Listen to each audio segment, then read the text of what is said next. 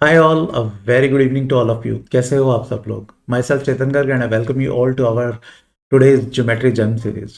ये आज का जो क्वेश्चन है ना ज्योमेट्री जेम का काफ़ी अच्छा है एंड मतलब मज़ा आएगा आपको ये क्वेश्चन करके। कॉन्सेप्ट ईजी हैं, कुछ भी मुश्किल नहीं है, ठीक है, बट क्वेश्चन बहुत प्यारा है, बहुत अच्छा क्वेश्चन है, ठीक है। तो without wasting much of your time let's see what exactly is the problem. तो ये कुछ क्वेश्चन है, मतलब जैसे कि आप देख पा रहे हो, जो जो इन्फॉर्मेशन गिवन है मैं एक बार वो ब्रीफ अप भी कर देता हूँ। एबीसी आपको एक राइट एंगल ट्रायंगल दिख रहा है ना, तो ABC is right angle triangle, ठीक है। एबीसी एक राइट एंगल ट्रायंगल है। उसके अलावा और क्या क्या इन्फॉर्मेशन गिवन है, जैसा कि आप देख सकते हो, AD is the angle bisector. AD is angle bisector obviously of angle A.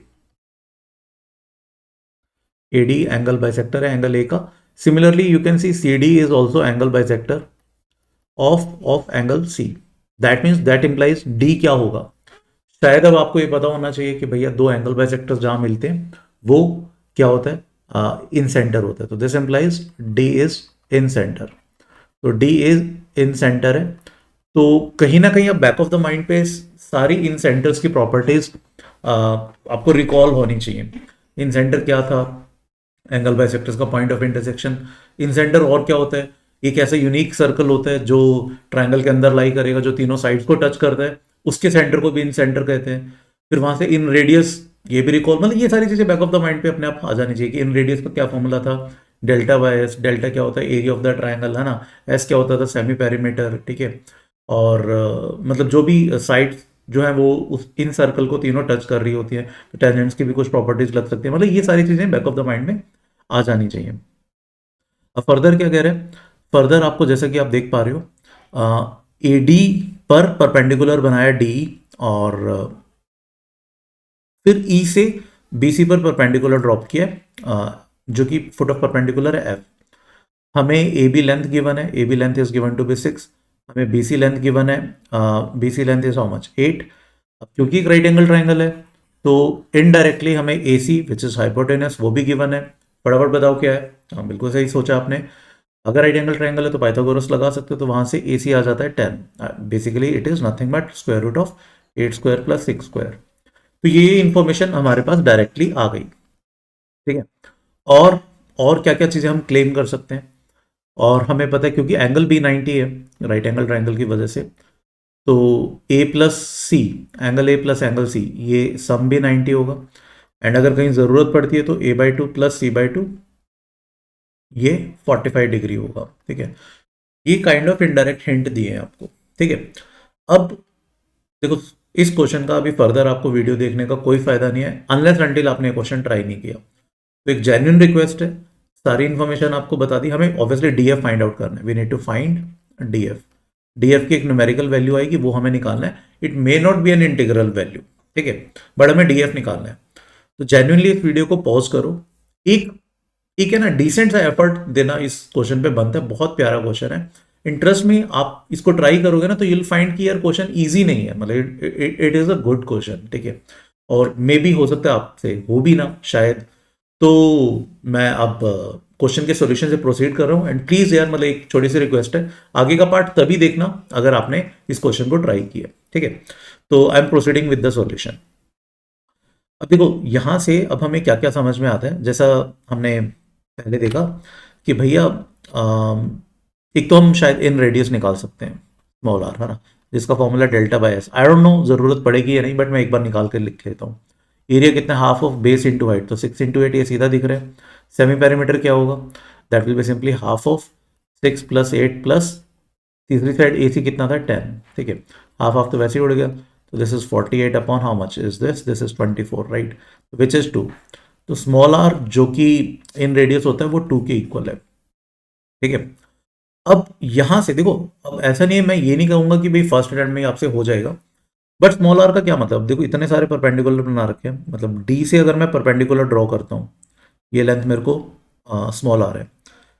D से अगर मैं इस पे परपेंडिकुलर ड्रॉप करता हूँ, ये भी लेंथ स्मॉल आर है। डी से अगर मैं ए बी पर परपेंडिकुलर ड्रॉप करता हूँ तो ये भी लेंथ क्या है, स्मॉल आर, ठीक है। ये कहानी समझ में आनी चाहिए। अब इससे शायद ये भी दिख जाएगा आपको मे बी, क्योंकि ये राइट एंगल ट्राइंगल था, तो let's say this point is P, this point is Q, this point is let's say R. तो बी क्यू डी पी आपको एक स्क्वायर दिखना चाहिए।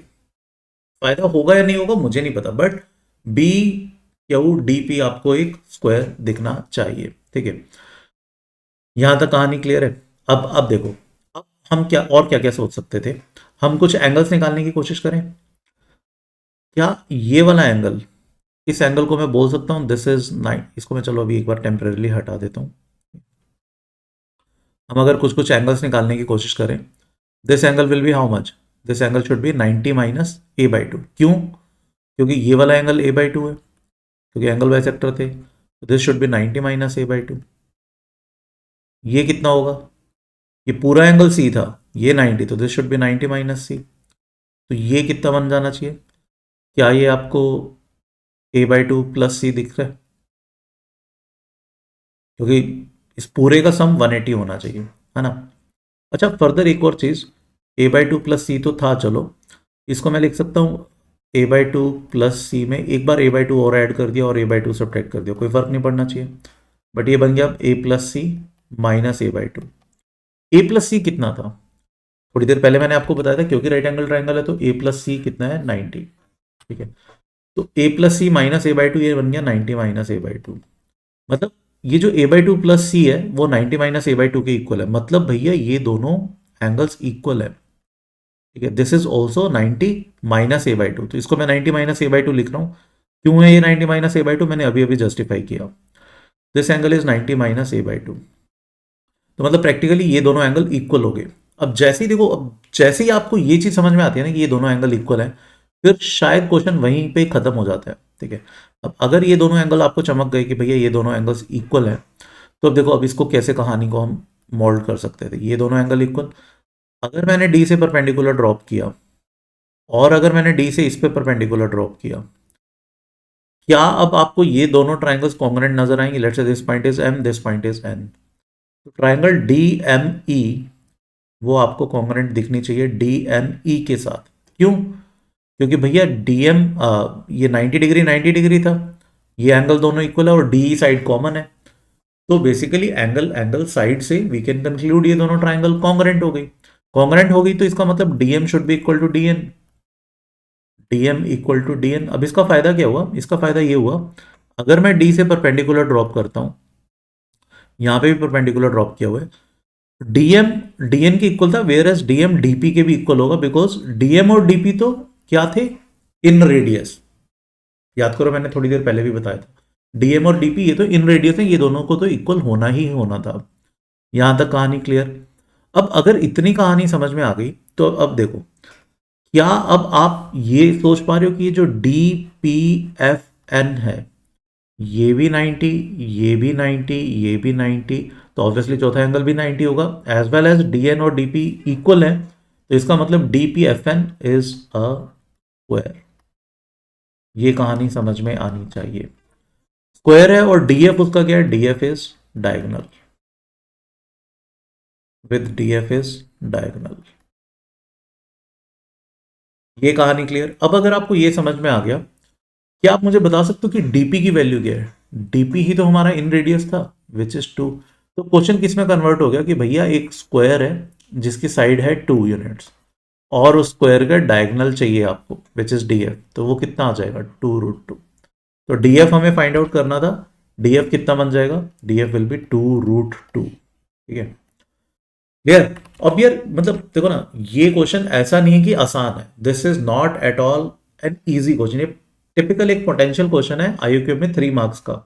एंड इनफेक्ट अगर नहीं स्ट्राइक करेगा तो ये ना, ये मतलब काफी लेंथी क्वेश्चन भी बन सकता है ये। ठीक है, तो यार मतलब होपफुली आपको अब ये क्वेश्चन का सोल्यूशन समझ में आया होगा।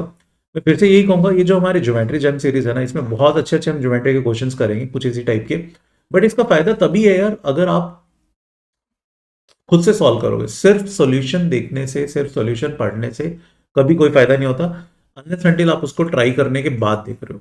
ट्राई करो, 10-15 मिनट क्वेश्चन को जरूर दो। नहीं समझ में आता तब एक बार देखो, तब आपको चीजें क्लियर होंगी कि आप किस डायरेक्शन में सोच रहे थे और कैसे कैसे और सोचा जा सकता था। इस पर्टिकुलर क्वेश्चन के और भी बहुत अमेजिंग अमेजिंग सॉल्यूशंस हैं। लेट्स सी आप में से कोई और सॉल्यूशन कोई निकाल पाता है या नहीं। अगर आपको कोई और डिफरेंट सॉल्यूशन समझ में आता है या आपका सॉल्यूशन थोड़ा अलग है, आंसर सही आ रहा है तो आप कमेंट सेक्शन में जरूर अपना सॉल्यूशन लिखकर बताओ, ठीक है। एंड यार सेकंड थिंग, अभी 17th ऑफ दिसंबर से we will be starting with our the most important batch of our VOS which is OMM level 8।